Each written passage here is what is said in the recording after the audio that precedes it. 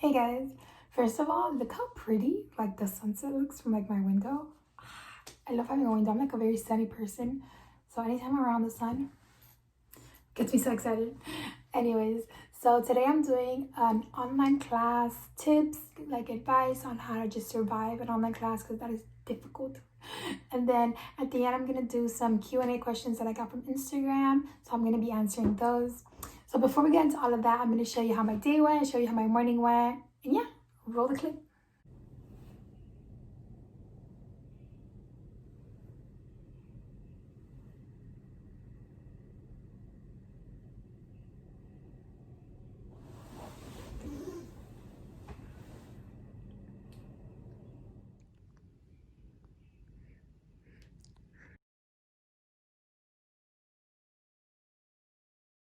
Good morning. Welcome to a new video. This is gonna be a morning routine video. Yeah, let's get it. The bread is ready. Yay.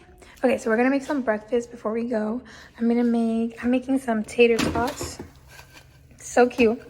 And then I'm gonna make a grilled cheese sandwich in the something or frying pan.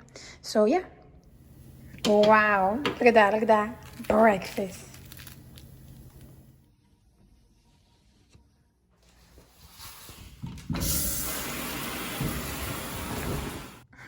Hi, just got dressed and doing some makeup now.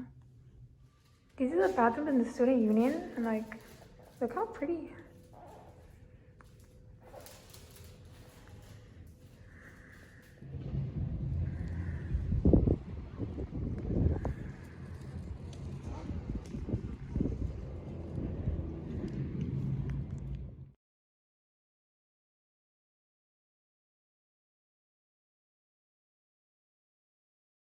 Campus, whether it be for my online classes or it be like a class that I have to go to like in person.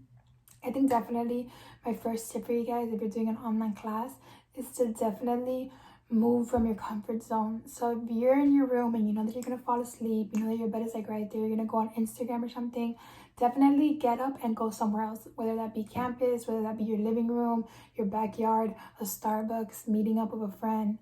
Whatever you can, just don't be somewhere where you know you're gonna be comfortable because then you're not gonna be in an environment where you wanna do schoolwork. So that's tip number one. Tip number two, if it's possible, if you have a study buddy, if you have somebody that's either a close friend that's doing college as well or doing school as well, if you have somebody that's in your same grade or doing your same curriculum, I definitely suggest that you get together with that person. I remember in my sophomore year of college in MDC, I had a friend, shout out to her. She was amazing. We always went to go study together and we didn't even have the same classes. We only had one class that was the same. But we made it a priority to study together because just seeing her study like motivated me and seeing me studying motivated her. And that way, if you need a break, like you can both take a break, you know, you eat, you talk, but then you get back to work and that way you stay on the track, especially since someone else is doing work, you're not going to feel like you're doing this by yourself. So I definitely suggest if you have somebody that you can do a study group with, you should do it. Down all your deadlines. If all your classes are online or some of your classes are online, you're going to need to make sure that you have all the deadlines written down because you don't want to turn in a late assignment or you don't want to get the zero for an assignment you could have done. So what I do is that I have a 3-subject notebook. Ignore like the stickers, but I have a 3-subject notebook and I like keeping all my classes together in one notebook because I feel like it's just more organized for me personally. So what you can do is that I only have 2 online classes. So what I do is that my first subject is for the class that I have in person on campus. The middle subject is for both of my online classes. And the last subject is for another class I have in person. So since I'm both in person and online, I like doing this just because it keeps me organized. It's all together. But if you have all online classes, you can get yourself a 5-subject notebook or just one like this that's 3 subjects. And make sure to write down all your due dates. Like make sure to write down when everything's due. You can see here, I wrote down for my 2 online classes for the month of January, I wrote down everything that's due for the month of January. That's also a tip. Don't write down everything that's due from now to the end of the semester if you know that you're just going to get overwhelmed by that. If you know that that's not going to help you, don't write everything down. try doing it month by month. I think that helps me because I get overwhelmed very easily. So I do it month by month. So at the end of the month, I just kind of organize myself again and I write down all the new due dates for the next month. So starting February, I'm going to do that for my 2 online classes. I think it's super important just because you see what you're doing. You see like you're tracking everything that you're going to do. Number 4, I think we're at 4. Yeah, tip number 4. Tip number 3, one of those tips is to own a calendar. Calendars are so important because they go to what I was saying with the due dates. If your due date is, let's say, the 22nd, because everything is due for me on the 22nd. If your due date is the 22nd and you think that you're on like the 19th, but you're already on the 21st, like it's not going to go well for you. So I suggest getting a calendar and just putting it wherever you study, wherever you have your desk at. I'm gonna show you guys mine. Mine's just super cute. It has like little like Bible verses. It has like little inspirational quotes. I found mine in Dollar Tree. It was $1. Super cheap. I don't know what to tell you. I personally don't write all my assignments on my calendar because I feel like that just stresses me out and like I can't really see, like it's just gonna be a bunch of like writing on the whole calendar. So I just keep my calendar for important events such as meetings or stuff like that I have to do on Zoom that I need to remember the time and when it is. Okay, so this is the Q&A part of the video. So I asked on Instagram when you guys had questions about college, UCF specifically, or me, and I wrote down the questions that you had. Thank you for everybody who asked. I'm gonna try to answer these as like to the best of my abilities, but anyways. Okay, so the first question is, what drew you to UCF and not staying in Miami? Honestly, I was looking at a bunch of colleges, so I applied to UF, FSU, and UCF and FIU. So basically, like to all the largest like colleges in Florida, I applied to. I never finished my application for FSU because it had like a lot of requirements for the social work program, and I was gonna stay on campus wherever I went, and like I honestly just didn't like the vibe of FSU like on campus personally for me. So that one, like I ruled it out. I got accepted into UCF, I got accepted into UF, and I got accepted into FIU. I decided to come to UCF because honestly, I just didn't want to stay home. I thought that I was too comfortable where I was and I wasn't growing as an individual. I love my parents so much and they provided everything for me. So I wanted to see what it'd be like to just be on my own and have to make my own decisions and just grow honestly like in my faith and as a person. I feel like when you have challenges, it's definitely easier to do them from like the comfort of your home than when you're out in the world. And I just wanted to grow as a person, which is why I chose to come to Orlando. I didn't want to go to Gainesville because, well, one, it was really far and like I still wanted to be closer to my family. So Orlando is only 4 hours away from Miami. And I didn't want to go to UF for another reason because they only had, they didn't have my major. So I'm majoring in social work and they only had sociology, which is why I chose UCF instead of UF. That and because it's closer to my family. Somebody asked how much for a dorm room.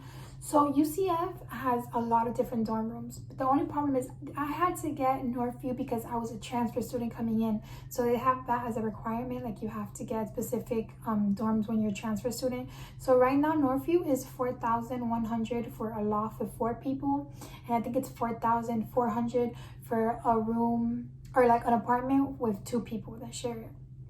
So Northview is one of the most expensive options, but they do have Towers, which is in UCF, which is like $3,600, and then they have the dorm rooms because Towers is also like an apartment style building, but they also have dorms that are just the same ones you see like in movies and stuff like that where you share with another person, and those are $2,200. They can range from $2,000 to $2,800, but they're usually a lot cheaper. Information on UCF housing.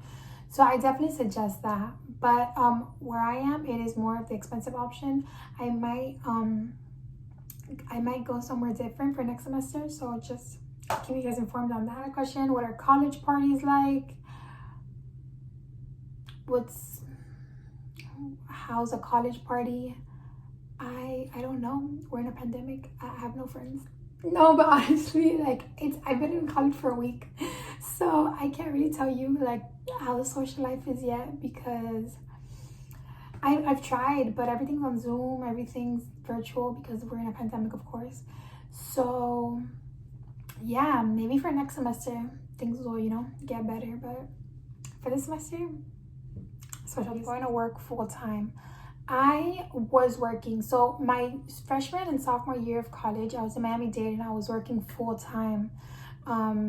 No, I'm sorry. I was working part-time. So I would go to work Monday, Wednesday, Friday, and then I would go to school Tuesdays and Thursdays. So I saved money those 2 years. So my plan is to take this semester off and just adjust to like being on my own, being in a college like apartment, being on a college campus, just like basically just adjust to this life. And then I do want to start working starting this summer because like, you know, like I gotta eat and like I need money. But I'm pretty happy that I worked those 2 years because I just saved money to take some time off now. So I got another question that says, what did you do to get there? So basically admissions, I think. So what I did was I went to community college for the first 2 years of my college experience, basically, of my college journey. I went to community college for the first 2 years and I transferred to UCF. So I was never like, oh, I got my perfect SAT scores or I did this. Like, no, I decided to go to Miami-Dade community college for my first 2 years, honestly, to save money. It's not because I didn't have the grades or anything, but I just wanted to save money. I didn't want to go into debt for college. And I feel like sometimes there's a lot of stigma towards it. Like, they make you feel bad if you go to community college.